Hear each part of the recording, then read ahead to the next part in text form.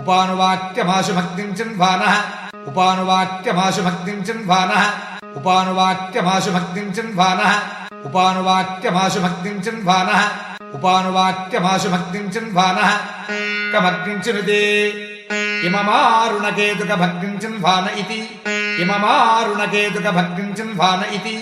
इममारुणकेतुक भक्तिं चिन्वान इति इममारुणकेतुक भक्तिं चिन्वान इति इममारुणकेतुक भक्तिं चिन्वान इति वृषावा अग्निः वृषावा अग्निः वृषावा अग्निः वृषावा अग्निः वृषावा अग्निः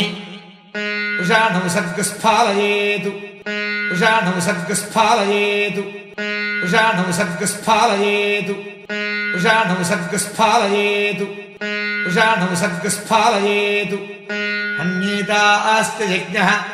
हन्येता आस्ते यज्ञः हन्येता आस्ते यज्ञः हन्येता आस्ते यज्ञः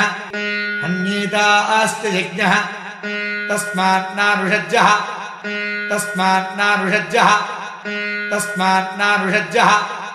तस्मात् नानुषज्जः तस्मात् नानुषज्जः सोक्तरवेरुषि प्रतिषि जिन्वीता सोक्तरवेरुषि प्रतिषि जिन्वीता सोक्तरवेरुषि प्रतिषि जिन्वीता सोक्तरवेरुषि प्रतिषि जिन्वीता सोक्तरवेरुषि प्रतिषि जिन्वीता उत्तरभीत्यागुह्यक्तिश्चीयते उत्तरभीत्यागुह्यक्तिश्चीयते उत्तरभीत्यागुह्यक्तिश्चीयते उत्तरभीत्यागुह्यक्तिश्चीयते उत्तरभीत्यागुह्यक्तिश्चीयते प्रजाकाभश्चन्वीता प्रजाकाभश्चन्वीता प्रजाकाभश्चन्वीता प्रजाकाभश्चन्वीता प्रजाकाभश्चन्वीता